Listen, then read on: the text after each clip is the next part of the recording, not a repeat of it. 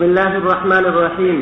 باب في كم تصلي المرأة من الثياب. وقال عكرمة لو وارت جسدها في ثوب جاز. وبالسند المتصل منا إلى الإمام الهمام الحافظ الحجة أمير المؤمنين في الحديث أبي عبد الله محمد بن إسماعيل البخاري رحمه الله تعالى ومتعنا الله بعلومه وفيوزه وبركاته آمين. قال حدثنا أبو اليمان قال أخبرنا شعيب عن الزهري قال أخبرني عروة أن عائشة رضي الله تعالى عنها وعنهم قالت لقد كان رسول الله صلى الله عليه وسلم يصلي الفجر فشهد معه نساء من المؤمنات متلفعات في مروطهن ثم يرجعن إلى بيوتهن ما يعرفهن أحد.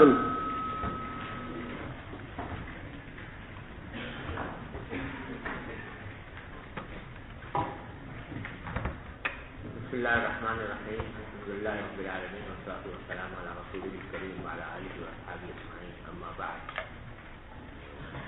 یہ باب ہے یہ بیان کرنے کے لیے کہ عورت کتنے کپڑوں میں نماز پڑھے. یہ باب اس لیے قائم کیا کہ بعض فقہا یہ کہتے ہیں کہ عورت کے لیے صرف ایک کپڑے میں نماز پڑھنا کافی نہیں ہے، یا دو کپڑے رکھے یا تین رکھے، مختلف اقوال ہیں. لیکن امام بخاری جمہور کے قول کو ترجیح دے رہے ہیں کہ جس میں جمہور نے یہ کہا ہے کہ عورت اور مرد کے درمیان کوئی فرق نہیں ہے، اس معنی میں کہ اصل مقصود ہے کہ ستر عورت ہو جائے. اب عورت جو مرد کے لیے ہے وہ تو مابین السرہ و رکبہ ہے، اور عورت کے لیے اس کا پورا جسم عورت سے سوائے وجہ اور کفین ہے. تو اگر ایک ہی کپڑے سے پورے جسم کو ڈھانپ لے کہ سر سے لے کر پاؤں تک پوری ایک چادر میں لپٹی ہوئی ہے اور صرف چہرہ کھلا ہوا ہے اور کفین کھلے ہوئے ہیں تو بھی نماز ہو جائے گی. جمہور کا کہنا نہیں ہے. تو امام بخاری کا مقصد ظاہر یہ معلوم ہوتا ہے جو الباب سے کہ جمہور کا قول ٹھیک ہے، یعنی یہ کہ ایک کپڑے سے بھی اگر اس کی عورت پوری چھپ جاتی ہے تو نماز ہو جائے گی. لیکن بہتر یہ ہے کہ وہ صرف ایک کپڑے پر اکتفا نہ کرے بلکہ اور اچھی طرف کو اپنے آپ کو دوسرے کپڑے سے بھی ڈھانپ لے. چنانچہ پہلی بات کے لیے تو انہوں نے حضرت عکرمہ کا قول نقل کیا کہ لو وارت جسدہا فی ثوب زیادہ، کہ اگر عورت چھپا لے اپنے جسم کو ایک کپڑے میں، یعنی پورا جسم اس کا چھپ جائے تو زیادہ یہ بھی جائز ہے، نماز ہو جائے گی. لیکن آگے جو حدیث نقل کی ہے حضرت عائشہ رضی اللہ عنہا کی، وہ یہ ہے کہ لقد کان رسول اللہ صلی اللہ علیہ وسلم یصلی الفجر، نبی کریم صلی اللہ علیہ وسلم فجر کی نماز پڑھتے تھے. فشہید معہ نساء المؤمنات، کچھ خواتین جو مومن خواتین تھی وہ بھی شامل ہوتی تھیں آپ کے ساتھ. متلفعات فی مروطہن، لپٹی ہوئی ہوتی تھیں اپنی چادروں میں. مروط متلفعات، تلفع یتلفع تلفعان، اس کے معنی ہوتے ہیں لپٹنا. لفاف سے نکلا ہے، لفاف جو ہے وہ چادر کو کہتے ہیں. تو لپٹی ہوئی ہوتی تھی کہ مروطہن، مروط جمع مرچ کی ہے، مرچ بھی چادر کو کہتے ہیں. تو اپنی چادروں میں لپٹی ہوئی ہوتی تھی. تو میسرن علی بیوتہن، پھر اپنے گھروں کو چلی جاتی تھی. ما یعرفہن احد، کوئی ان کو پہچانتا نہیں تھا. تو اس میں جن چادروں کا ذکر ہے وہ بظاہر ایسا نہیں ہوتا تھا کہ سارے جسم پر بس ایک چادر لپیٹی ہوئی ہے، بلکہ کپڑے پہنے ہوئے ہوتے تھے اور اس کے اوپر سے پھر دوسری چادر بھی لپیٹتی تھی. تو امام بخاری اس حدیث کو لا کر یہ کہنا چاہتے ہیں کہ پہلی اگرچہ جائز تو وہ بھی ہے جو کہ عکرمہ نے کہا کہ ایک ہی کپڑے میں سارے جسم کو لپیٹ لے، لیکن بہتر عورت کے لیے ہے کہ جتنا زیادہ تستر کرے اتنا بہتر ہے. لہٰذا عام کپڑوں کے اوپر دوسری چادر بھی پہن لے تو یہ زیادہ بہتر ہے. اس پر ایک چادر کے اندر کے اوپر استفادہ کرے. بات سمجھ آ گئی؟ یہ تو اس باب کا مقصود تھا. اور دوسرا اس میں مسئلہ یہ ہے کہ اس حدیث میں آپ یہ دیکھیے کہ یوں کہہ رہے ہیں حضرت عائشہ کہ خواتین جب اپنے گھروں کو واپس جاتی تھیں تو کوئی ان کو پہچانتا نہیں تھا. اس میں بعض روایتوں میں اس کے بعد ایک لفظ آیا ہے ما یعرفہن احد من الغلط، جو یہاں نہیں ہے. بعض روایت میں ہے کہ ان کو پہچانتا نہیں تھا کوئی شخص بسبب اندھیرے کے. تو اس سے شافعیہ استدلال کرتے ہیں اس بات کے اوپر کہ نماز فجر غلط میں پڑھی جاتی تھی, یعنی اندھیرے میں پڑھی جاتی تھی, کیونکہ عورتیں جب جاتی تھی تو ان کو کوئی پہچانتا نہیں تھا غلط کی وجہ سے. لیکن صحیح بات یہ ہے کہ اس حدیث میں من الغلط کا جو لفظ ہے یہ حضرت عائشہ کی حدیث میں نہیں ہے, بعد میں کسی راوی نے اعتراض کیا ہے. چنانچہ یہاں پر آپ دیکھ رہے ہیں کہ یہاں پر من الغلط کا لفظ موجود نہیں ہے. تو حضرت عائشہ کی حدیث معرفون حد پر ختم ہو گئی ہے. اس کے بعد من الغلط کا جو لفظ ہے یہ زہری نے اعتراض کیا ہے, اور چنانچہ ایک ابن ماجہ کی روایت میں صراحت ہے کہ یہاں پر معرفون عہد کے بعد لفظ آیا ہے, وہاں پر ابن ماجہ میں تعنی من الغلط, یعنی حضرت عائشہ کی مراد یہ تھی کہ وہ پہچانی نہیں جاتی تھی اندھیرے کی وجہ سے. تو معلوم ہوا کہ یہ لفظ حضرت عائشہ کا نہیں ہے بلکہ زہری نے اپنی طرف سے اجراج کیا ہے. لیکن حقیقت یہ ہے کہ حضرت عائشہ رضی اللہ عنہا جو یہ بات فرما رہی ہیں یہ اشتیاق میں کہہ رہی ہیں کہ جب حضرت عمر نے عورتوں کو مسجد میں آنے سے منع کر دیا تھا کہ مسجد میں نہ آیا کرے نماز پڑھنے کے لیے, تو اس وقت بعض لوگوں نے اعتراض کیا تھا کہ حضور اقدس صلی اللہ علیہ وسلم کے زمانے میں تو آپ کے آیا کرتی تھی. تو حضرت عائشہ نے اس کے جواب میں یہ کہا ہے کہ فجر میں آتی تھی اور لپٹی ہوئی ہوتی تھی چادروں میں, کوئی پہچانتا بھی نہیں تھا ان کو, اور اب جو عورتیں جاتی ہیں تو وہ اس بات کا اہتمام نہیں کرتی. اس واسطے اس موجودہ حالت کو حضرت نبی کریم صلی اللہ علیہ وسلم کے زمانے کی حالت پر قیاس نہیں کیا جا سکتا. یہ ہے سیاق حضرت عائشہ کے کہنے کا, لہٰذا اس میں میرے غلط کا کوئی تصور نہیں ہے. جی. باب إذا صلى في ثوب له أعلام ونظر إلى علمها.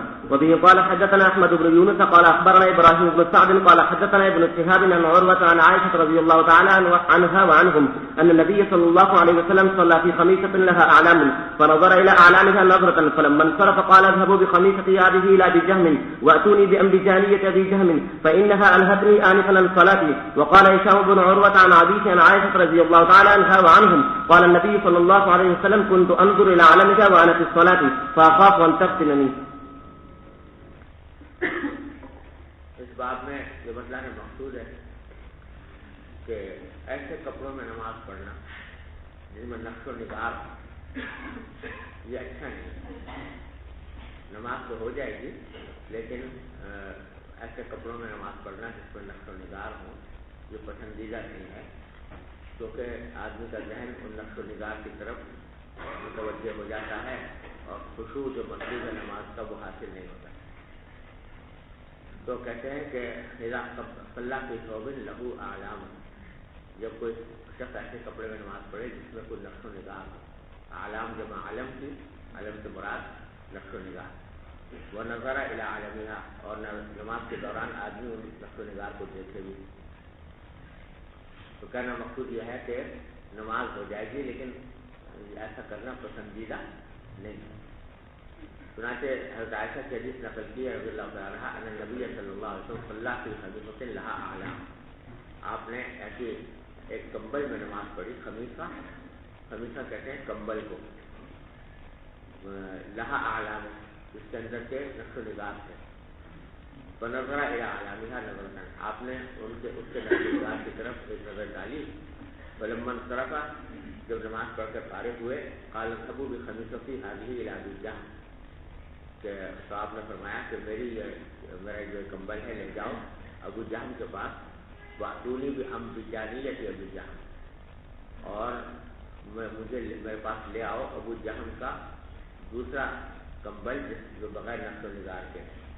انبجانیہ یہ ایسے کمبل کو کہتے ہیں یا ایسی چادر کو جس میں سے نقش و نگار نہ ہو, سادہ ہو, اس کو انبجانیہ کہتے ہیں. تو یہ لے جاؤ جو نقش و نگار والا کمبل ہے یہ اس کو واپس لے آؤ, اور اس کے بدلے میں ابو جہم کی جو انبجانیہ ہے جس میں نقش و نگار نہیں ہے وہ لے آؤ. کیوں؟ فإنها ألهتني آنفا عن صلاتي, کیونکہ اس نے مجھے غافل کر دیا تھا اس نقش و نگار والی چادر نے, ابھی مجھے غافل کر دیا تھا عن الصلاۃ, نماز عن صلاتی, نماز سے میرا ذہن اس نقش و نگار کی طرف منتقل ہو گیا. تو میں نہیں چاہتا کہ اب آئندہ اس کو استعمال کروں. بعض حضرات نے شاید رائے یہ کیا ہے کہ یہ جو خمیصہ تھا جس میں کہ نقش و نگار تھے یہ ابو جہم نے ہی بھیجا تھا نبی کریم صلی اللہ علیہ وسلم کے پاس ہدیے کے طور پر. تو آپ نے جب ان کو واپس لوٹایا ساتھ ہی ان کی دلداری کے لیے یہ فرمایا کہ ایسا نہ سمجھے کہ وہ ہدیے کو لوٹانے کی وجہ سے اس کی دل کی بنی ہو، لہٰذا فرما دیا کہ انہیں کا دوسرا جو کمبل ہے جس میں کوئی نقش و نگار نہیں ہے وہ لے آؤ تاکہ میں انہیں کا کمبل استعمال کروں، ان کی دل کی بنی نہ ہو، لیکن ایسا کمبل ہو کہ جس سے میری نماز میں کچھ خلل نہ پڑے. اور دوسری روایت میں یہ ہے کہ قال نبی صلی اللہ علیہ وسلم كنت انظر الى عالمها وانا في الصلاة، میں اس کے نقش و نگار کو دیکھ رہا تھا جب کہ میں نماز میں تھا. فاخاف ان يفتنني یا تفتنني، مجھے اندیشہ ہوا کہ مجھے فتنے میں ڈال دے گی، یعنی نماز سے میرے ذہن کو منحرف کر دے گی. جی باب ان صلى في ثوب مسلم او تصاوير هل تفسد صلاته وما ينفى من ذلك. وبه قال حدثنا ابو معمر عبد الله بن عمرو قال حدثنا عبد الوارث قال حدثنا عبد العزيز بن صهيب عن انس رضي الله عنه وعنهم قال كان احترام لعائشه رضي الله تعالى عنها سترت به جانب بيتها فقال النبي صلى الله عليه وسلم اميتي عنا قرامك هذا فانه لا تزال تصاويره تعرض في صلاته. اس میں بتانا چاہتے ہیں کہ کوئی کپڑا ایسا ہو جس پر سلیب کی تصویر بنی ہوئی ہو، مسلم یعنی جس پر سلیب کی تصویر بنی ہوئی ہو، یا اور تصویریں ہوں، تصاویر دوسرے قسم کی تصویریں ہوں، تو کیا اس سے نماز فاسد ہو جائے گی؟ وما ينهى من ذلك، اور اس سے جو منع کیا گیا ہے اس کا ذکر بھی اس باب میں. تو اس میں تفصیل یہ ہے کہ ایسے کپڑے جس کے اندر سے کوئی سلیب کی تصویر بنی ہوئی ہو یا زیروب کی تصاویر ہو کپڑے کے اوپر، ایسے کپڑے کو پہن کر نماز پڑھنا یہ جو ہے مکروہ تحریمی ہے. اور حنفیہ کا قاعدہ یہ ہے کہ مکروہ تحریمی کے ساتھ اگر کوئی نماز پڑھی جائے تو وہ واجب الاعادہ ہوتی ہے.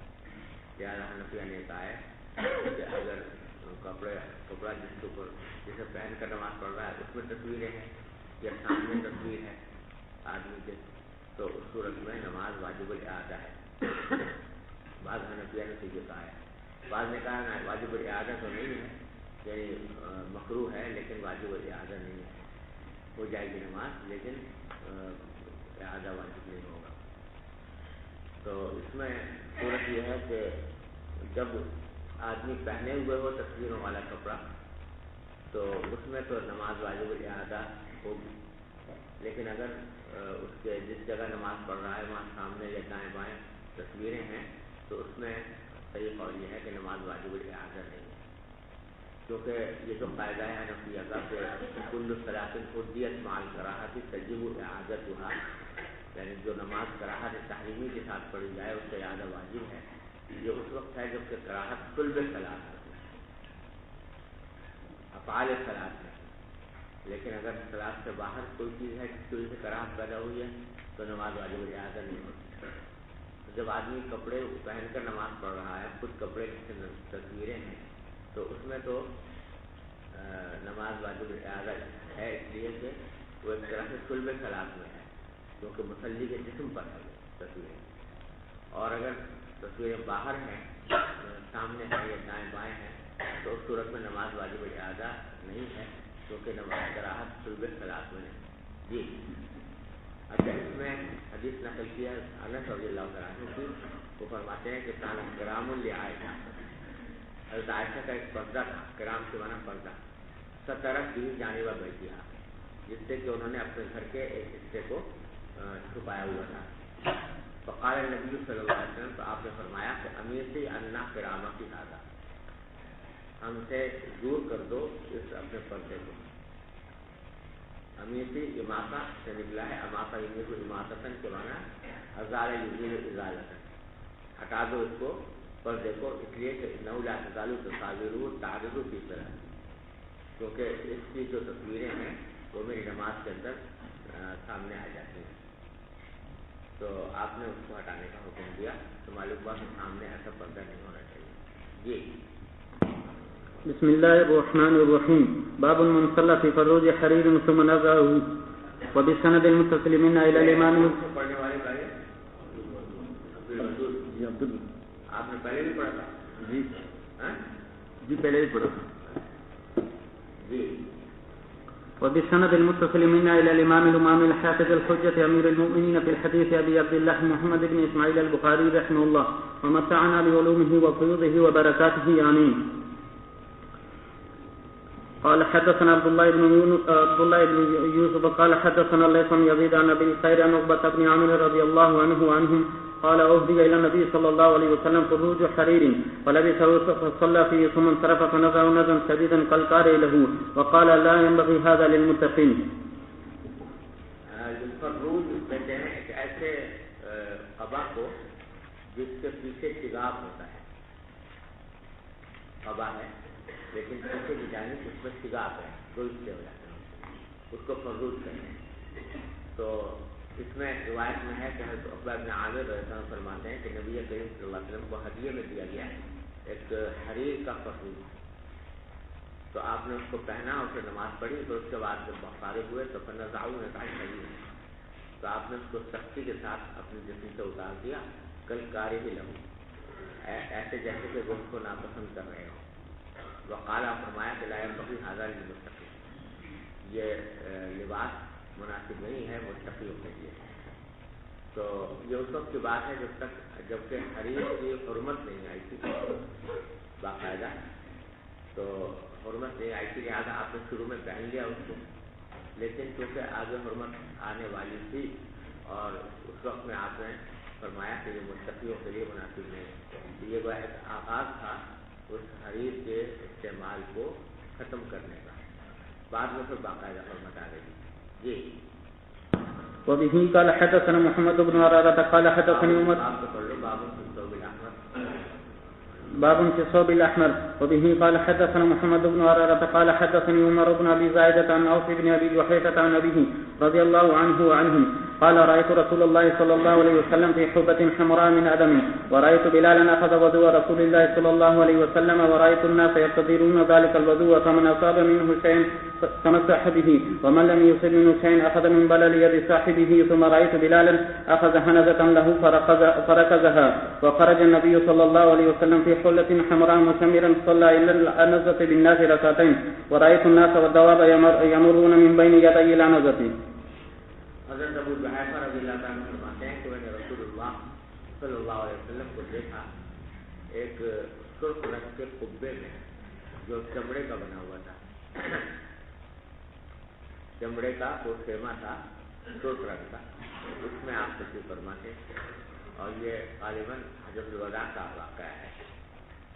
ورأیت بلالا اخذ وضوء رسول اللہ صلی اللہ علیہ وسلم, میں نے بلال کو دیکھا تو رسول اللہ صلی اللہ علیہ وسلم کے وضو کے پانی کو لے رہے ہیں. جو پانی آپ وضو میں آپ نے استعمال فرمایا تھا اس کو تبرک کے طور پر وہ لے رہے تھے.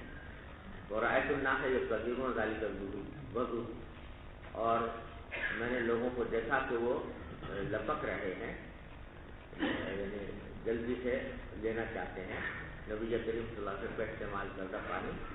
فمن اصاب منه شيئا تمسح به, تو اگر کسی شخص کو وہ پانی وضو کا آپ کا مل گیا تو اس کو اپنے جسم پر ملنے کا تھا, تبرک کا تھا. وہ ملم نے شروع منه شيئا, اور کسی کو اگر وہ پانی براہ راست وہ وضو رسول اللہ صلی اللہ علیہ وسلم کا نہیں ملا تو اخذ من بلل ید صاحب, تو اپنے کسی ساتھی کے ہاتھ کی قریب ہی کو لے لیتا. نبی کریم صلی اللہ علیہ وسلم سے عشق کا مظاہرہ اس طرح کر رہے تھے کہ جن لوگوں کو حضور کا براہ راست بچا ہوا پانی مل گیا, مستعمل پانی, اس نے اس کو لے کر مل لیا, اور اگر کسی کو نہیں ملا تو جس کو مل گیا تھا اس کے ہاتھ پر جو طریق تھی حضور صلی اللہ علیہ وسلم کے پانی کی اسی کو لے لیا, اسی کو اپنے لیے غنیمت سمجھا اور اسے تبرک کیا. ثم رأيت بلالا أخذ عنزة له, پھر میں نے بلال کو دیکھا تو انہوں نے اپنی چھڑی لی, فرکزها, اس کو سامنے گاڑ دیا سترے کے لیے. وخرج النبی صلی اللہ علیہ وسلم فی حلۃ حمراء, آپ تشریف لائے ایک سرخ جوڑے میں, سرخ جوڑا آپ نے پہنا ہوا تھا مشمرا, جس میں کہ آپ نے پانچے چڑھائے ہوئے تھے. ازار کے پائے چڑھائے ہوئے تھے. صلی بالناس، آپ نے اس چھڑی کی طرف رخ کر کے لوگوں کو نماز پڑھائی 2 رکعتیں. ورأيت الناس والدواب يمرون من بين يدي العنزة، اور میں نے دیکھا کہ لوگ اور چوپائے وہ اس عنزہ کے سامنے سے گزر رہے تھے، کیونکہ وہ سترہ بن گیا تھا تو سترے کے پیچھے سے انسان بھی گزر رہے تھے اور دواب بھی گزر رہے تھے. یہاں اس حدیث کو لانے کا منشا یہ ہے کہ رسول کریم صلی اللہ علیہ وسلم کو یہاں بیان کیا گیا ہے کہ آپ سرخ جوڑے میں تھے، یعنی آپ نے سرخ رنگ کے کپڑے پہنے ہوئے تھے. تو اس میں اس وجہ سے اس سے بتانا چاہتے ہیں کہ سرخ رنگ کا کپڑا مرد پہن بھی سکتا ہے اور اس میں اس کو پہن کر نماز بھی پڑھ سکتا ہے. اس میں حنفیہ کا مسلک یہ ہے کہ سرخ جو ہیں وہ اگر ایسا ہو جس کو کہتے ہیں احمر قانی، یعنی بالکل 100% سرخ جس میں کسی اور رنگ کی آمیزش نہ ہو، وہ حنفیہ کے یہاں مکروہ تنزیہی، تحریمی نہیں بلکہ تنزیہی مردوں کے. اور اگر وہ قانی نہیں ہے یعنی سرخی ہے اس میں مگر کسی اور رنگ کی بھی آمیزش ہے تو بھی چاہے، یعنی کہ وہ کپڑا ایسا ہے کہ جو مخطط ہے، دھاری دار، یعنی سرخ رنگ کی دھاریاں ہیں تو اس صورت میں بھی جائے. تو اب یہاں پر احتمال یہ بھی ہے کہ وہ جو کپڑا جو آپ نے پہنا ہوا تھا وہ دھاری دار ہو، اس کو کوئی کراہت کا سوال ہی پیدا نہیں ہوتا.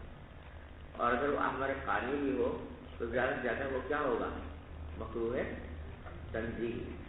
اور مکروہ تنزیہی جو ہے یہ بھی جواز کا ایک شعبہ ہوتا ہے.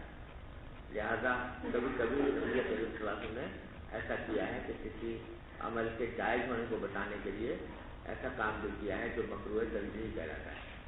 تو یہ اس پر بھی محمول ہو سکتا ہے اور اس پر بھی چاہیے دھاری دار کپڑے. جی باب الصلاة في السطوح والمنبر والخشب. قال أبو عبد الله ولم يرى الحسن بأسا أن يصلي على الجمد والكناطير وإن جرى تحتها بول وفوقها وأمامها إذا كان بينهما سترة. وصلى أبو هريرة رضي الله عنه على دار المسجد بصلاة الإمام وصلى ابن عمر رضي الله عنهما على الصلب. اس ترجمۃ الباب میں 3 مسئلے بیان کرنے مقصود ہیں.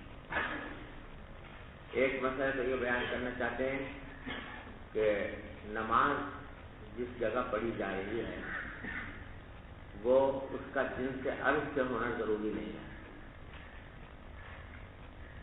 بلکہ جو چیزیں کہ جن سے عرض سے نہیں ہیں ان کے اوپر بھی کھڑے ہو کر آدمی نماز پڑھ لے بھی جائے گا. جیسے لکڑی ہے یا جیسے جو ہے برف ہے تو اس کے اوپر بھی کھڑے ہو کر نماز پڑھ سکتے ہیں. یہ اس لیے کہا کہ امام مالک کی طرف ایک قول یہ منسوب ہے، وہ کہتے ہیں کہ نماز کے لیے ضروری ہے کہ آدمی کسی ایسی چیز پر کھڑا ہو جو جن سے عرض ہے. تو یہ اس کی ترجیح کرنا مقصود ہے کہ نہیں کوئی ضروری نہیں ہے بلکہ غیر جن سے عرض کے اوپر بھی نماز ہے. ایک مسئلہ تو یہ بیان کرنا ہے. دوسرا مسئلہ یہ بیان کرنا ہے اس میں کہ جس جگہ آدمی نماز پڑھ رہا ہے اس کا پاک ہونا تو ضروری ہے، یعنی وہ حصہ کہ جس سے کہ جسم مصلی کا جسم متصل ہو نماز کے دوران، وہ تو پاک ہونا ضروری ہے. لیکن اگر اس کے دائیں بائیں نجاست ہو، آگے نجاست ہو، پیچھے نجاست ہو تو اس سے نماز پر کوئی اثر نہیں پڑتا. سمجھ گئے؟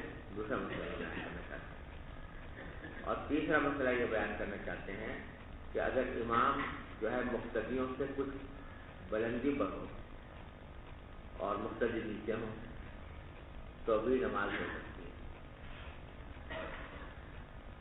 امام اوپر کھڑا ہے اور مقتدی نیچے ہے. اب اس میں کتنا اونچا ہو تو جائز ہوتا ہے، اس کے اندر مختلف اقوال ہیں. بعض کہتے ہیں کہ 1 بالغ تک اونچا ہو تو کوئی حرج نہیں، بعض کہتے ہیں 1 ذراع تک اونچا ہو تو کوئی حرج نہیں، بعض کہتے ہیں کہ پورا قد اعظم جو ہے اونچا ہو تو بھی کوئی حرج نہیں. اور اس میں قول فیصل یہ ہے کہ اتنی اگر اونچائی ہے کہ جس سے کہ مقتدیوں کے اقتداء میں کوئی خلل نہیں آتا، یعنی وہ امام کی حرکات کو اچھی طرح دیکھ سکتے ہیں اور اس کے آواز ان تک صحیح طریقے سے پہنچ سکتی ہے، تو اونچا ہونے میں کوئی مذاکرہ نہیں ہے. سمجھ گئے؟ یہ 3 مسئلے بیان کرنا مقصود ہے تیمم الباب میں.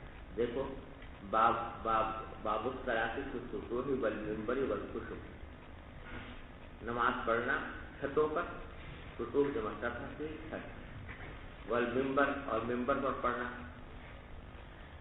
والخشوع اور لکڑیوں پر پڑھنا.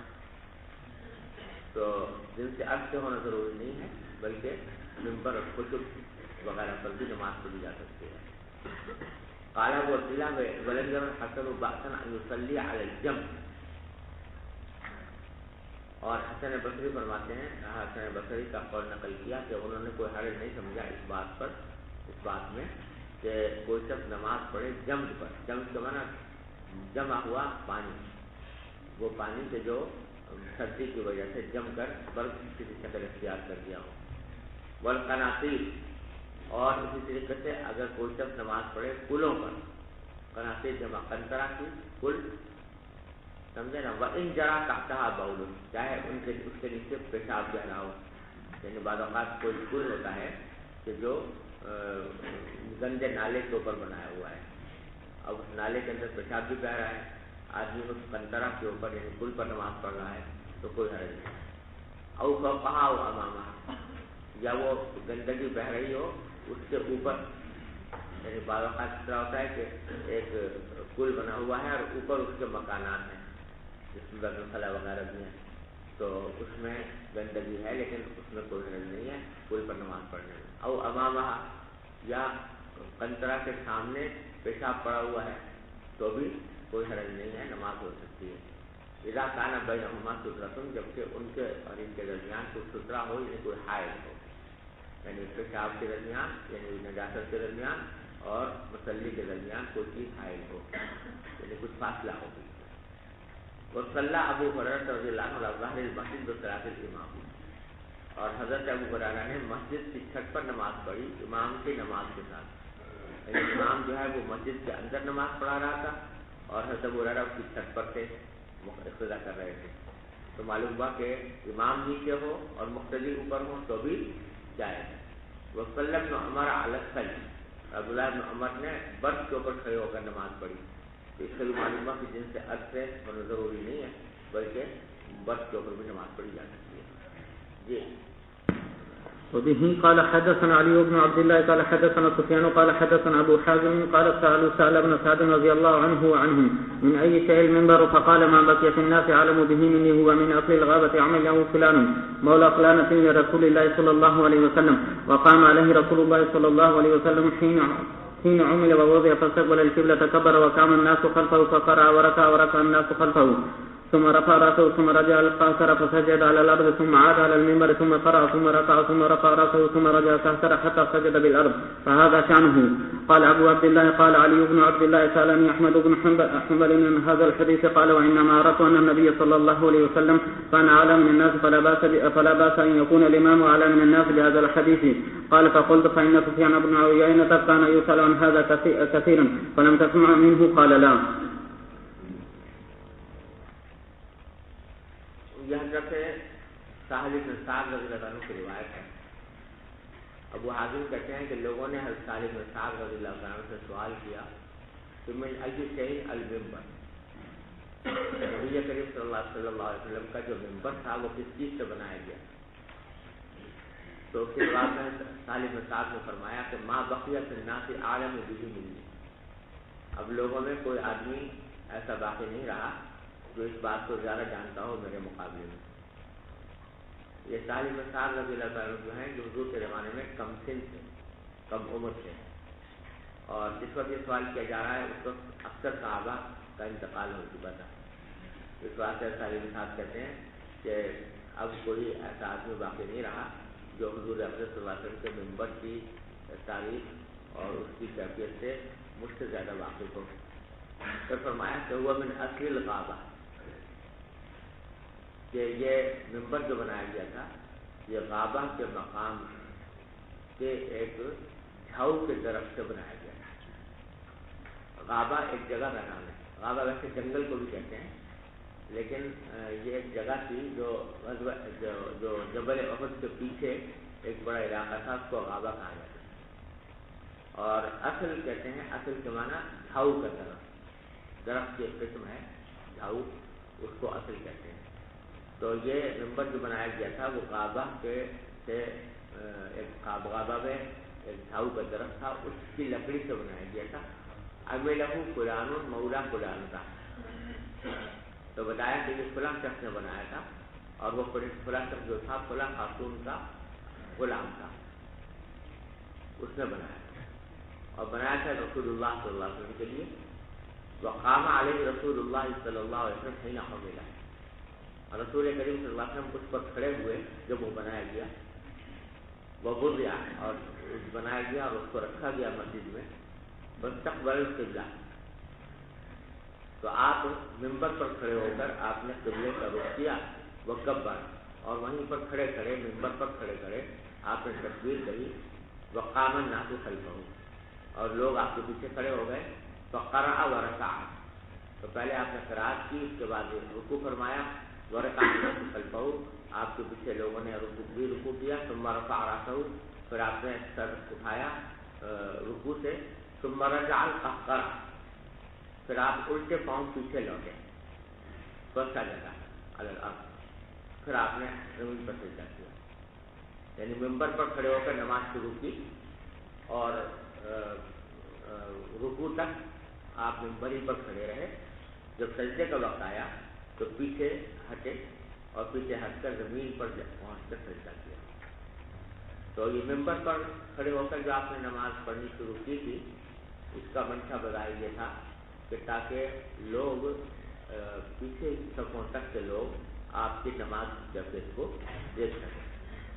جب تک ممبر نہیں تھا، اور ممبر کے اوپر آپ نماز نہیں پڑھتے تھے بلکہ زمین پر کھڑے ہو کر نماز پڑھتے تھے، تو اگلی صفوں کے لوگ تو آپ کی نماز کی کیفیت کو دیکھ لیتے تھے، لیکن جو پچھلی صفوں کے لوگ ہوتے تھے وہ دیکھ نہیں پاتے تھے. تو اس مرتبہ آپ نے خاص طور پر اس کا اہتمام کیا کہ ممبر پر شروع کی نماز، تاکہ تمام لوگ اچھی طرح آپ کی نماز کی کیفیت کو دیکھ لیں. لیکن چونکہ سجدہ ممبر پر ہو نہیں سکتا تھا، اس واسطے سجدے کے وقت میں آپ ممبر سے پیچھے کی طرف اترے اور زمین پر آ کر سجدہ کیا. اس سے یہ بھی معلوم ہوا، دو باتیں معلوم ہو گئی. ایک تو یہ بات معلوم ہو گئی کہ اگر امام اوپر کھڑا ہو اور مقتدی نیچے ہوں تو نماز جائز ہے. اور دوسرے یہ بھی معلوم ہو گیا کہ نماز کے دوران اگر ایک دو قدم آدمی چل لے آگے یا پیچھے تو اس سے نماز فاسد نہیں ہوتی، کیونکہ یہ عمل قلیل ہے. سمجھ گیا بھائی؟ تو پھر ثم عاد علی المنبر، پھر آپ دوبارہ لوٹ گئے ممبر کی طرف جب کھڑے ہونے کا وقت آیا.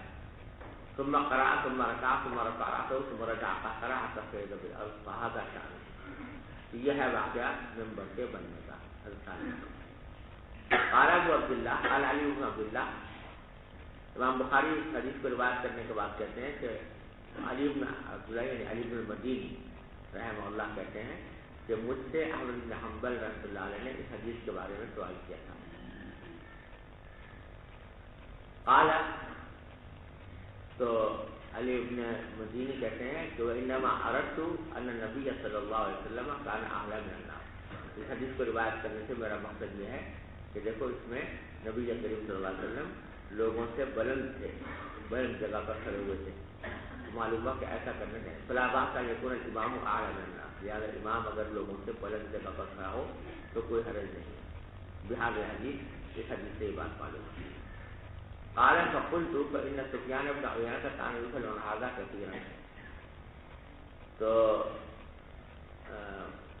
اصل میں یہ جو ہے نا امام احمد بن حنبل یہ اس طرح سے استاد تھے علی بن مدینی سے. تو علی بن مدینی سے انہوں نے پوچھا کہ تمہیں یہ حدیث ملی ہے تو بتاؤ. انہوں نے بتایا.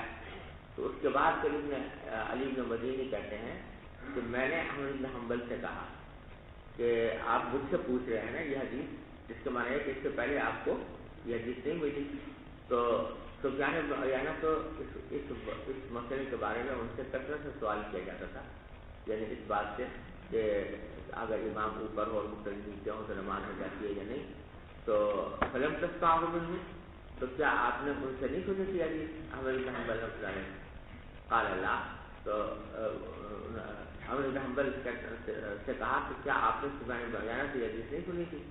تو احمد بن حنبل رحمۃ اللہ علیہ نے کہا کہ نہیں، میں نے نہیں سنی تھی، اس بات سے میں نے تم سے پوچھا، اور پھر ایک علی مدنی سے حدیث آتی. سمجھ گئے؟ جی پچھلے مسئلے سے متعلق ایک بات پوچھنی، یہ بیت الخلاء کی چھت پہ نماز پڑھنا کیسے؟ اور یہ بعض گھروں کے اندر جو ہے گٹر بنے ہوتے ہیں، اس کے اوپر سجدہ ڈال دیا کہ مکمل بند کر دیا جاتا ہے اس کمرے میں. یہ علامہ مولانا زبار حسین نقشبندی صاحب رحمۃ اللہ علیہ نے زبدۃ الفقہ میں لکھا ہے کہ یہ مکروہ ہے کہ بیت الخلاء کی چھت پر نماز پڑھنا مکروہ لکھا ہے اس کو.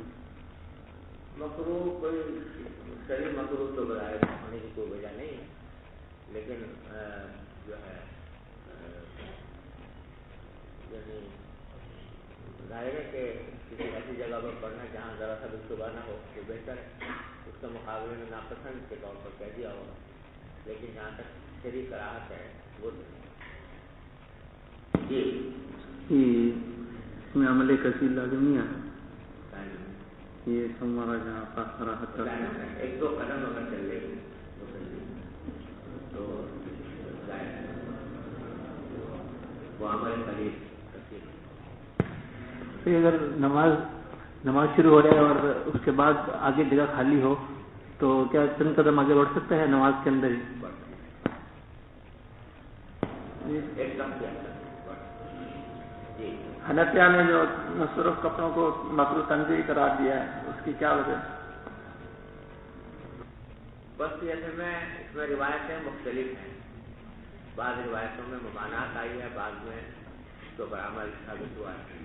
تو تصدیق اس میں یہ ہے کہ جو ممانعت ہے وہ کراہت تنزیہ ہے اور جو عمل ہے وہ جواز ہے. تصدیق مردوں کے لیے پسند نہیں کیا گیا کیونکہ سرخ رنگ کے کپڑے جو ہیں زیادہ تر عورتیں پہنتی ہیں، تو مردوں کے لیے سرخ رنگ کے کپڑے کو اس لحاظ سے پسند جی. وبه قال حدثنا محمد بن عبد الرحيم قال حدثنا يزيد بن هارون قال اخبرنا احمد بن طويل عن انس بن مالك رضي الله عنه ان رسول الله صلى الله عليه وسلم سقط عن فرسه فجحشت ساقه او قال كتفه وآل من نسائه شعرا فجلس في مشربة له درجة من جذوع النخل فأتاه أصحابه يعودونه فصلى بهم جالسا وهم قيام فلما سلم قال انما جعل الامام ليؤتم به فاذا كبر فكبروا واذا ركع فركعوا واذا سجد فسجدوا وان صلى قائما فصلوا قياما ونزل الى القسم ويكين فقالوا يا رسول الله انك عليك شعرا فقال ان الشهر 29. حضرت انس بن مالک رضی اللہ تعالیٰ عنہ سے روایت ہے کہ رسول اللہ صلی اللہ علیہ وسلم ایک مرتبہ اپنے گھوڑے سے گر گئے، فجحشت ساقہ، جس سے زخمی ہو گئی تھی. جحشہ یہ مجہول کا صیغہ ہے، جہاں کا جھٹو سے جس کے معنی ہوتے ہیں کسی کو زخمی کر دینا یا اس کے جسم پر خراشیں لگا دینا. تو آپ کی پنڈلی مبارک ہو گئی تھی زخمی. او قال کتفہ، راوی کو شک ہے یا کندھے کو کہا تھا کہ کندھا زخمی ہو گیا. اور دوسری روایت میں معلوم ہوتا ہے کہ پوری دائیں کروٹ زخمی ہو گئی. اصل میں گھوڑے پر آپ سوار تھے، وہ گھوڑا جو ہے وہ بے قابو ہو گیا، بے قابو ہو کر وہ بہت تیز دوڑا، جس کے نتیجے میں اس نے جا کر اپنے آپ کو ایک کھجور کے درخت کے ساتھ ٹکرا لیا. اسی میں نبی کریم صلی اللہ علیہ وسلم گھوڑے سے گر پڑے اور اس کے نتیجے میں آپ کی دائیں کروٹ زخمی ہو گئی. تو اس زخمی ہونے کی وجہ سے آپ جو ہیں وہ مسجد میں تشریف نہیں لا پاتے. تو وہاں پر حضرت عائشہ کے گھر کے اندر جو ایک بالا خانہ تھا وہاں پر آپ مقیم رہے چند روز، 3-4 دن، اور اس میں پھر وہیں پر نمازیں بھی پڑھتے ہیں اور بعض اوقات صحابہ کرام بھی اس میں آ جاتے تھے تو حضور صلی اللہ علیہ وسلم ان کو نماز بھی پڑھا دیتے تھے. آپ بیٹھ کر پڑھ رہے ہوتے تھے، صحابہ کھڑے ہو کر پڑھ رہے ہوتے تھے. تو یہ واقعہ پیش آیا. ایک تو واقعہ یہ ہے، اس کا آگے جو بات آ رہی ہے اس سے کوئی تعلق نہیں ہے. دوسرا واقعہ یہ ہے کہ وہ اعلیٰ من نسائہ شعرا، آپ نے ایک مرتبہ قسم کھا لی تھی اپنی ازواج کے پاس نہ جانے کی 1 مہینے تک. سمجھے نا؟ یعنی یہ آگے آئے گا کتاب النکاح میں کہ بعض ازواج مطہرات سے مل کر نبی کریم صلی اللہ علیہ وسلم سے نفقے میں زیادتی کا مطالبہ کیا ہے.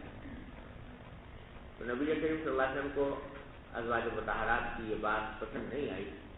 ان کا مقام اس بات سے بلند تھا کہ وہ نفقے کی زیادتی کا مطالبہ کریں. اس واسطے آپ نے اور ایک دو واقعات اور بھی پیش آ گئے تھے ایسے جس میں کچھ آپ کو ازواج مطہرات سے ناگواری ہوئی تھی. تو اس کے نتیجے میں آپ نے یہ قسم کھا لی تھی کہ میں 1 مہینے تک ازواج کے پاس نہیں جاؤں گا. یہ ایلا اصطلاحی نہیں تھا. اصطلاحی ایلا جو ہوتا ہے وہ تو کم سے کم 4 مہینے کا ہوتا ہے. تو یہاں آپ نے صرف 1 مہینے کی نہ جانے کی قسم کھائی تھی. اصطلاحی ایلا نہیں تھا لیکن لغوی طور پر ایلا کے معنی قسم کھانے کے ہوتے ہیں. تو اعلیٰ من نسائی کے معنی قسم کھا لی تھی ان کے پاس نہ جانے کی 1 مہینے تک. پر جلسہ کوئی مشربۃ لہو، اس وقت بھی آپ مقیم رہے اپنے ایک مشربہ میں یعنی بالا خانے میں. تو یہ دونوں واقعات میں آپ مشربہ میں مقیم رہے تھے. ایک واقعہ گھوڑے سے گرنے کا، اس وقت بھی آپ مشربے میں مقیم ہوئے. اور دوسرا واقعہ ازواج مطہرات سے کے پاس لے جانے کی قسم کھانے کا، اس میں بھی مشربے میں مقیم ہوئے. یہاں حافظ ابن حجر جیسے فاضل اور عالم کو بھی غلط فہمی لگ گئی ہے اس حدیث کی تشریح میں کہ انہوں نے دونوں کو ایک واقعہ قرار دے دیا اور یہ کہا کہ گھوڑے سے بھی اسی وقت گرے تھے اور عورتوں سے خواتین کے پاس نہ جانے کی قسم بھی کھائی تھی اور دونوں باتیں اکٹھی ہوئی تھی اور اس موقع پر آپ مشربہ میں جا کے مقیم ہو گئے تھے. لیکن یہ بات صحیح نہیں ہے. دوسرے محدثین نے اس کی تردید بھی کی ہے. دونوں بالکل الگ الگ واقعے ہیں. البتہ صرف مشترک بات دونوں میں یہ ہے کہ گھوڑے سے گرنے کی صورت میں بھی آپ جا کر مشربہ میں مقیم ہو گئے تھے اور جب خواتین سے علیحدگی کی قسم کھائی تھی تو اس وقت بھی مقیم ہو گئے تھے. اتنی بات مشترک ہے لیکن دونوں واقعے الگ ہیں. تو فرماتے ہیں کہ مشربۃ ایک ایسے بالا خانے میں کہ لہو آپ کا جو بالا خانہ تھا درجتھا من جذوع النخل، جس کی سیڑھیاں کھجور کے شاخیوں سے بنی ہوئی تھیں. یعنی اوپر چڑھنے کے لیے کھجور کے شاخیوں کی سیڑھیاں بنا دی تھیں، اس سے اوپر چڑھتے تھے.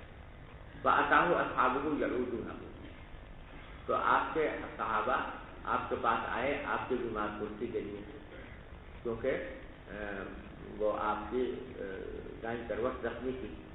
فصلی بہم جالسا وہم قیام، تو آپ نے ان کو نماز پڑھائی بیٹھ کر جبکہ وہ لوگ کھڑے ہوئے تھے. یعنی آپ نے بیٹھ کر نماز پڑھائی اور باقی صحابہ کرام جو تھے مقتدی جو تھے وہ پیچھے آپ سے کھڑے ہوئے تھے. فلما سلم، تو جب آپ نے سلام پھیرا تو قال، تو فرمایا کہ انما جعل الامام لیؤتم بہ، امام بنائے ہیں اس کام کے لیے کیا ہے کہ اس کی قضا کی جائے. فاذا کبر فکبروا، لہٰذا جب وہ تکبیر کہے تو تم بھی تکبیر کہو. وإذا رکع فرکعوا، رکوع کرے تم بھی رکوع کرو. وإذا سجد فاسجدوا، وہ سجدہ کرے تم بھی سجدہ کرو. وإن صلى قائما فصلوا قياما، اور اگر وہ کھڑے ہو کر نماز پڑھ رہا ہے تو تم بھی کھڑے ہو کر نماز پڑھو. اور دوسرا اس میں جملہ یہاں محذوف ہے تو وإن صلى قاعدا فصلوا قعودا أجمعون، اگر وہ بیٹھ کر نماز پڑھا رہا ہے تو تم بھی سب لوگ بیٹھ کے نماز پڑھو. سمجھے نا؟ اس سے امام احمد بن حنبل نے استدلال کیا ہے کہ اگر امام عذر کی وجہ سے بیٹھ کر نماز پڑھا رہا ہے تو مقتدیوں کے ذمہ بھی ضروری ہے کہ وہ بیٹھ کر ہی اقتدا کرے، کھڑے ہو کر اقتدا کرنا جائز نہیں.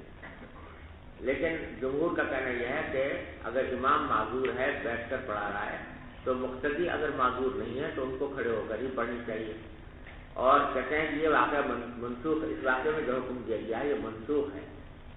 اور منسوخ ہونے کی دلیل یہ ہے کہ مرض وفات میں جب نبی کریم صلی اللہ علیہ وسلم نے ایک مرتبہ نماز پڑھائی بیٹھ کر تو پیچھے سارے صحابہ کرام کھڑے ہوئے تھے. تو یہ بالکل آخر واقعہ ہے مرض وفات کا، لہذا وہ ناسخ ہے اور یہ واقعہ منسوخ ہے.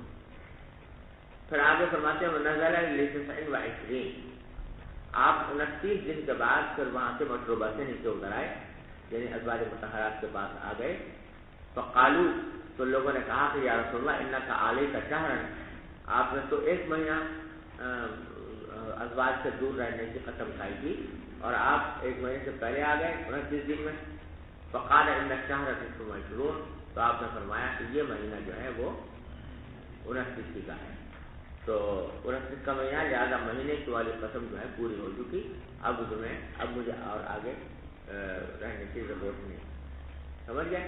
جی ایک سوال ہے، جی اگر نیچے بینک ہے اور بینک کے اوپر مسجد بنانا جائز ہے جائز نہیں ہے؟ کیا چیز؟ اگر نیچے بینک ہے، بینک ہاں، اور بینک کے اوپر مسجد بنانا جائز ہے جائز نہیں ہے؟ بینک کے اوپر مسجد بنانا جائز ہے جائز نہیں ہے؟ مسجد تو دیکھو، اگر وہ بینک تجارتی بینک ہے تو پہلے سے اگر وہ بینک بنا ہوا ہے تو اوپر مسجد نہیں بنے گی. بینک ہونے کا کیا مطلب ہے؟ بینک ہی نہیں بلکہ کوئی بھی تجارتی ادارہ ہو وہ بنا ہوا ہے نیچے، تو اوپر مسجد بنانا ہو نہیں سکتا. وہ مصلی ہوگا، نماز پڑھنے کی جگہ ہوگی، لیکن مسجد نہیں کہلائے گی، کیونکہ مسجد کے لیے ضروری ہے کہ وہ تحت الثری سے عنان سما تک پہنچی ہو، یا کم از کم وقت ہو. البتہ اگر تجارتی ادارہ نہیں ہے بلکہ کوئی ایسا وقت بنایا ہوا ہے، جیسے ہسپتال ہے، مثلا ہسپتال بنا دیا، پہلے ہی سے نیت ہو کہ نیچے کا حصہ جو ہے وہ ہسپتال ہوگا اور اوپر مسجد ہوگی تو کیا ہے. ایک سوال ہے حسین جی، ایک شخص بیمار ہے اور وہ مسجد نہیں جا سکتا، جی اور 2-3 آدمی اس وجہ سے کہ اس کے ساتھ ٹھہرے تاکہ وہیں پہ جماعت کر لیں، اس کی جماعت نہ چلی جائے، تو ایسا کرنا ان 2-3 آدمی کے لیے جائز ہے؟ جی. باب إذا أصاب الصوب المصلي امرأته إذا سجد. وبه قال حدثنا مسدد عن خالد قال حدثنا سليمان الشيباني عن عبد الله بن شداد عن ميمونة رضي الله عنها وعنه قالت كان رسول الله صلى الله عليه وسلم يصلي وأنا حذاؤه وأنا حائض وربما أصابني صوب إذا سجد. قالت وكان يصلي على الخمرة. یہ پہلے بھی گزر چکی ہے حدیث. یہاں پر عورت کا کپڑا نماز پڑھتے ہوئے مرد کو لگا تو اس سے کوئی نماز میں خرابی واقع نہیں ہوتی، یہ بیان کرنا مقصود ہے. جی. بسم الله الرحمن الرحيم. باب الصلاة على الحصير. وصلى جابر بن عبد الله رضي الله تعالى عنه وابو سعيد في السفينة قائما. وقال الحسن رحمه الله تعالى تصلي قائما ما لم تشق على أصحابك تدور معها وإلا فقائما. وبالسند المتصل وہ اب جو کئی بات امام بخاری لا رہے ہیں مختلف چیزوں پر نماز پڑھنے کے بارے میں، اور بتانا وہی مقصود ہے کہ جس پر آدمی نماز پڑھ رہا ہے اس کا جن سے عرض سے ہونا کوئی ضروری نہیں. تو پہلا باب ہے حصیر کے معنی چٹائی پر نماز پڑھنا. اور پھر بیچ میں ایک سیکنڈری باب میں دوسرا مسئلہ یہ بیان کر دیا کہ حضرت جابر نے اور ابو سعید خدری رضی اللہ عنہ نے نماز پڑھی سفینہ میں کشتی میں کھڑے ہو کر،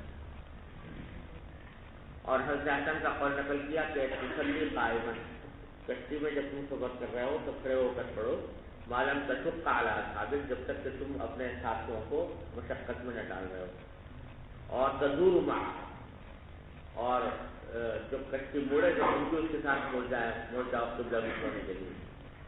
وإلا، اور اگر اندیشہ ہو دوسرے لوگوں کو مشقت میں ڈالنے کا تو بیٹھ کر پڑھ لو. اور یہی صاحبین کا بھی مسلک ہے، وہ کہتے ہیں کہ کشتی میں کھڑے ہو کر پڑھنی چاہیے، البتہ اگر اندیشہ ہو گر جانے کا یا دوسرے لوگوں کو تکلیف ہونے کا تو پھر بیٹھ کے پڑھ لیں. اور امام حنیفہ کا مسئلہ یہ ہے کہ کشتی جو ہے وہ کسی بھی حالت میں، ہر حالت میں اس میں بیٹھ کر ہی پڑھنا جائز ہے. اس واسطے کو کہتے ہیں کشتی کے اندر اصل یہ ہے کہ وہ ڈولتی ہے، اور ڈولنے کی وجہ سے آدمی کے گرنے کا اندیشہ ہوتا ہے، لہٰذا اس میں بیٹھ کر ہی پڑھیں. لیکن یہ اس زمانے کی بات ہے جب بادبانی کشتیاں ہوتی تھیں، بہت ڈولتی تھی، اور جب سے کہ مشین والے جہاز ایجاد ہوئے ہیں تو اس میں ڈولنا نہیں ہوتا، لہٰذا اس میں امام حنیفہ کے نزدیک بھی کھڑے ہو کر ہی پڑھنی چاہیے. الا یہ کہ تلاطم وہ بہت شدید سمندر میں تو اس وقت میں آدمی کھڑا نہیں رہ سکتا تو پھر بیٹھ کر پڑھے. جی. وفي السند المتصل منا إلى الإمام الحمام أمير المؤمنين في الحديث أبي عبد الله محمد بن إسماعيل البخاري رحمه الله تعالى ومتعنا الله بعلومه وفيوضه وبركاته آمين. قال حدثنا عبد الله بن يوسف قال أخبرنا مالك عن إسحاق بن عبد الله بن أبي طلحة عن أنس بن مالك رضي الله تعالى عنه وعنهم أن جدته مليكة دعت رسول الله صلى الله عليه وسلم لطعام صنعته له فأكل منه ثم قام قوموا فلأصلي لكم. قال أنس فقمت إلى حصير لنا قد اشتد من طول ما لبسه فنضحته بماء فقام رسول الله صلى الله عليه وسلم وصففت واليتيم وراءه والعجوز من ورائنا فصلى لنا رسول الله صلى الله عليه وسلم ركعتين ثم انصرف. انس فرماتے ہیں کہ ان کی جو دادی تھیں جن کا نام تھا ملیکہ، انہوں نے رسول اللہ صلی اللہ علیہ وسلم کو دعوت دی لطعام صنعت، کھانا ایک بنایا تھا اس پر آپ نے اس کے لیے دعوت دی. فاکل منہ، آپ نے وہ کھانا تناول فرمایا.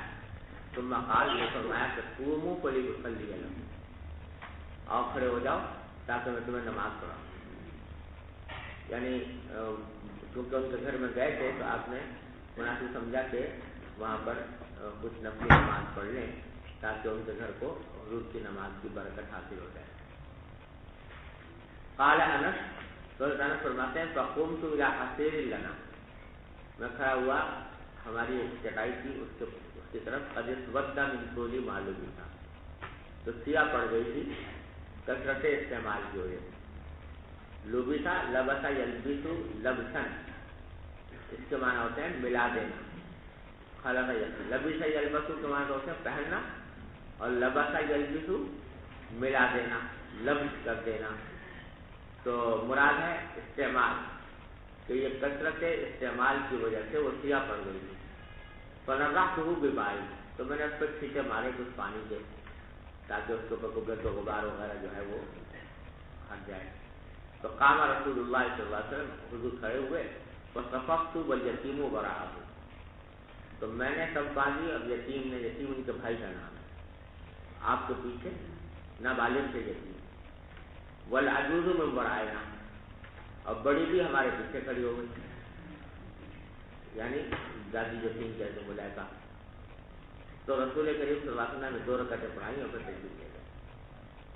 اس سے ایک بات یہ معلوم ہوئی کہ 1-2 آدمیوں کے ساتھ نفلوں کی جماعت جائے. حنفیہ یہی کہتے ہیں کہ اگر 1-2 آدمی ہیں تو تداعی نہ ہو.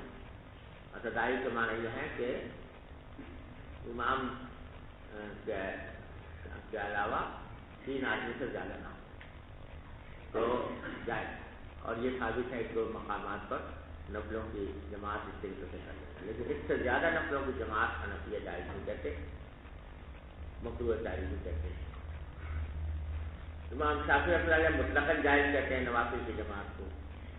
تو حنفیہ کہتے ہیں کہ جہاں جہاں رسول کریم صلی اللہ علیہ وسلم ثابت ہے وہ صرف ایسے مقامات ہیں کہ 1-2 آدمی ساتھ ہیں. لمبی کوئی جماعت کبھی بھی ساری زندگی رسول اللہ صلی اللہ علیہ وسلم سے نوافل کی کوئی جماعت ثابت نہیں ہے. ارے سمجھو. دوسری بات اس میں یہ ہے کہ اس میں نبی کریم صلی اللہ علیہ وسلم آگے کھڑے ہوئے، حضرت انس اور اس کے نابالغ بھائی جو ہیں وہ انہوں نے ایک صف بنائی، اور جو دادی تھی وہ پیچھے کھڑی ہوئی. تو اس سے معلوم ہوا کہ اگر نابالغ بھی شامل ہے تو ان کو امام کے پیچھے کھڑا ہونا چاہیے. سمجھے نا؟ ایک آدمی تنہا ہے تو امام کے ساتھ کھڑا ہوگا، اور 2 ہیں تو پیچھے کھڑے ہوتے ہیں. 2 میں اگر ایک آدمی نابالغ بھی ہو تو پیچھے کھڑا ہوگا. چلیے ایک سوال ہے، جی، کھانے کے بعد اجتماعی دعا کیسا ہے؟ اس حدیث سے استدلال کیا جاتا ہے؟ آگے آئے گا. چلو. باب الصلاة على الخمرة. وبه قال حدثنا أبو الوليد قال حدثنا شعبة قال حدثنا سليمان الشيباني عن عبد الله بن شداد عن ميمونة رضي الله تعالى عنها وعنهم قالت كان النبي صلى الله عليه وسلم يصلي على الخمرة. خمرہ چھوٹے مسلے ہوتا ہے، حصیر بڑی ہوتی ہے، خمرہ چھوٹی. جی.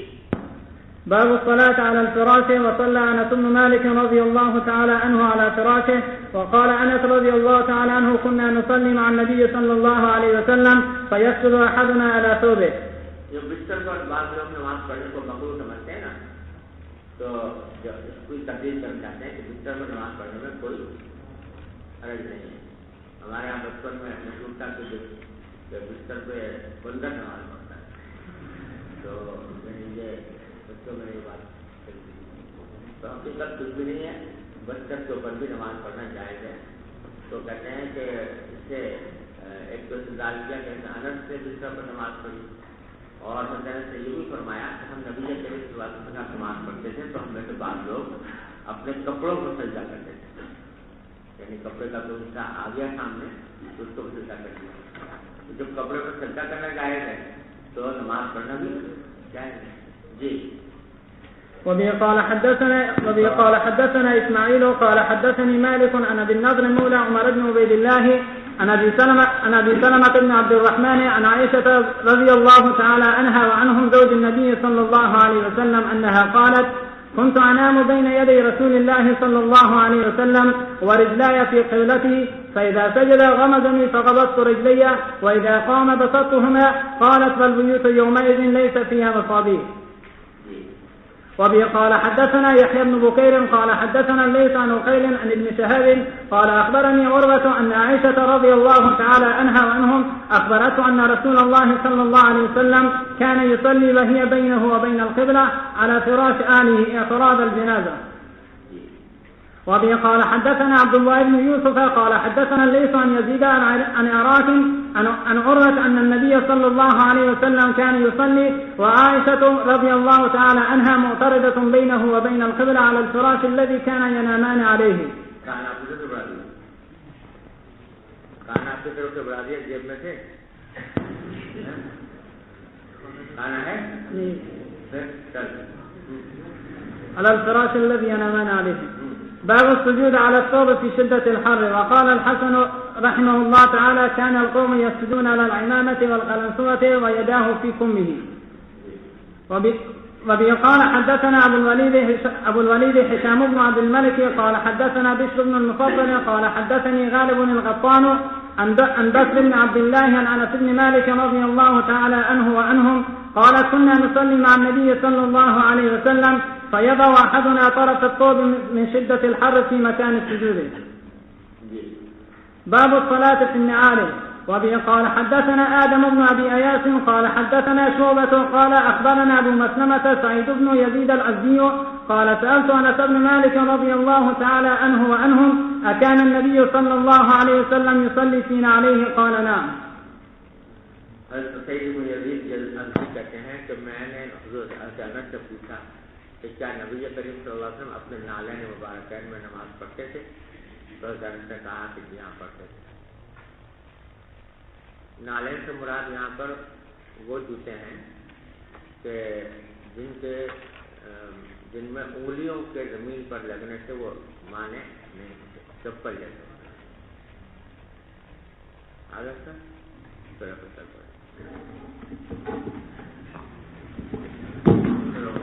سر جی سوال ہے.